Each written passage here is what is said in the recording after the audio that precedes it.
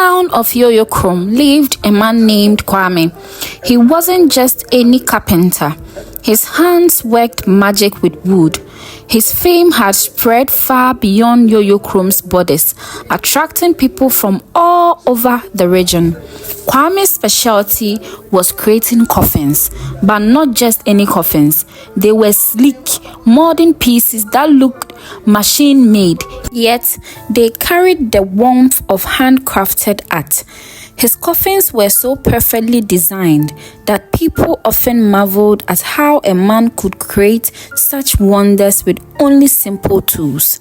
What made Kwame even more popular was that his prices were incredibly low, almost too good to be true. While other carpenters charged a fortune, Kwame's coffins were affordable to even the poorest families. And so they came, families in mourning, undertakers, and even the wealthy. Everyone wanted a coffin from Kwame, the man whose talents seemed to come from another world.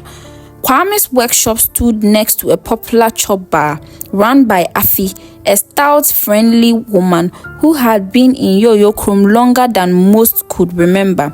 Her food was a hit with locals and visitors alike. Stews thick with palm oil, fresh fish soup, and spicy pepper sauces.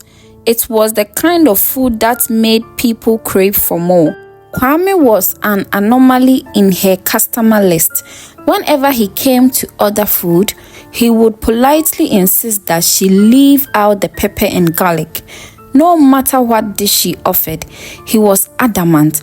No pepper, no garlic, he would say with a small smile. Afi found this strange. After all, who in Yoyokrom didn't like pepper? But she brushed it off as one of those quirky habits. Kwame, despite his fame and the endless flow of clients, was a quiet man. He had no friends except for Afi, and even their friendship was distant. He didn't socialize or attend any of the town's gatherings. He never laughed loudly like the others in the chop bar, and he always left his workshop last at night, locking up Afi's restaurant before heading. Well, no one really knew where he went. The only constant was that Kwame was always the first to open his workshop at dawn, ready to work again.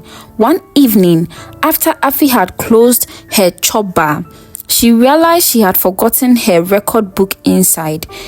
It was already late, but she figured she would stop by and pick it up from Kwame, who always kept her keys.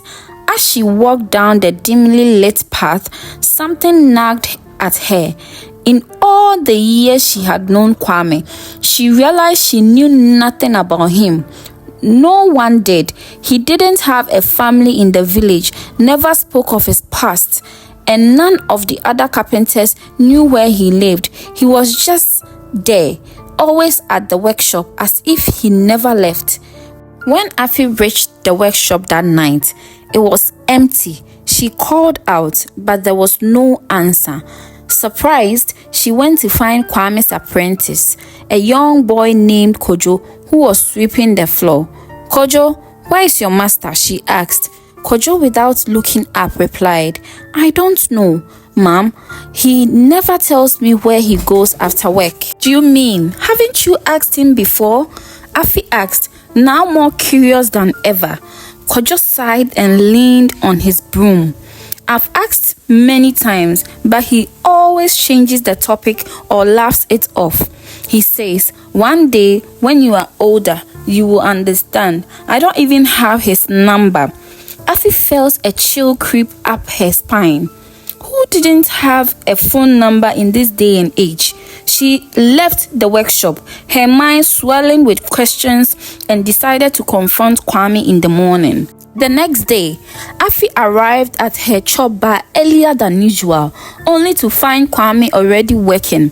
Sawdust floating in the air as he crafted another masterpiece of a coffin. She approached him, determined to get answers. "Kwame, last night I came by to get my record book, but you weren't here. I need to know, where do you live? And why won't you ever give us your contact?" Kwame paused, his hammer still in his hand, but he didn't turn around. "Ah, Afi, I'm just a simple man. What do you need my contact for? I'm always here, aren't I?" He smiled without looking at her. Afi was not satisfied with his response, but before she could press further, a commotion interrupted them. Two men sitting in a taxi parked across the street stared at Kwame with the wide eyes. As soon as they saw him, they jumped out of the car and ran towards the workshop, their faces pale with shock. Kwame spotted them too, and without a word, he dropped his tools and bolted to the backyard, disappearing into the thick bush beyond the workshop. The two men arrived breathless, confused and disoriented. They approached Kojo, who stood frozen. "Did you see him?" one of the men asked in disbelief. "We just saw our brother. He died 7 years ago." The words hung in the air, thick and heavy. Afi's heart pounded in her chest. "What are you talking about?" she demanded, her voice trembling. "Kwame, he's your brother. He's been here for years. How could he be dead?" The strangers pulled out a weathered photograph showing a younger version of Kwame, smiling beside them. "He was a carpenter too back in our village. He died in a car accident on the highway. We buried him ourselves, but that man, that was him." Afi's blood ran cold. Kojo, his hands shaking, rushed to the backyard hoping to find his master. But Kwame was gone, just like that, vanished.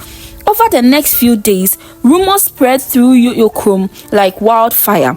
People spoke in harsh voices at the market, in their homes, at the chop bar. Had Kwame been a ghost all along? Was the man they trusted with their funeral arrangements the very coffin they laid their loved ones in, not of his world? The workshop stood abandoned for days. Afi and Kojo returned every morning, hoping Kwame would return, but the door remained locked. One morning, the two strangers came back, this time with evidence. They showed Afi and Kojo the official death records. There was no denying it. Kwame had died in that car crash 7 years ago. But how could this be? How had he been living among them, creating coffins, eating at the chop bar, chatting with people as if nothing had happened? The townspeople were both terrified and fascinated. Eventually, the chief of Yoyokrom ordered that the workshop be demolished, fearing it was cursed. The demolition team arrived at dawn, their tools ready to tear down the place. But as they broke through the walls, they made a chilling discovery. Beneath the floorboards, hidden from sight, was a large, nicely designed coffin. Unlike the ones Kwame made for his customers, this one was far more intricate, more sinister. Inside the coffin was evident that someone had been living there. Bowls of food, a pillow, and a neatly folded cloth. The realization hit them all at once. Kwame had been sleeping in his own coffin all these years. It has been his home, his resting place. As the workers continued to tear down the shop, whispers spread through the crowd. Was Kwame's soul trapped in this place? Or had he returned from the dead for unfinished business? The town of Yoyokrom was never the same. The chop bar, once filled with laughter and life, became quiet and somber. Afi and Kojo, now haunted by the memory of their friend, could never quite move on. They wondered if one day, in the dead of night, Kwame might return to finish his work.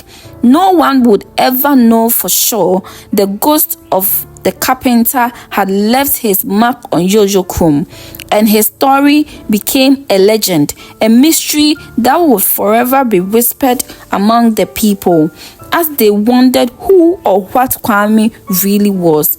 And somewhere in the dark corners of the town, beneath the earth, the echoes of hammering would sometimes be heard at night. He had been a mystery, an enigma, and ultimately a chilling reminder that sometimes the dead don't stay buried. Please do well to subscribe for more of these. Thank you so much for doing so. Thank you.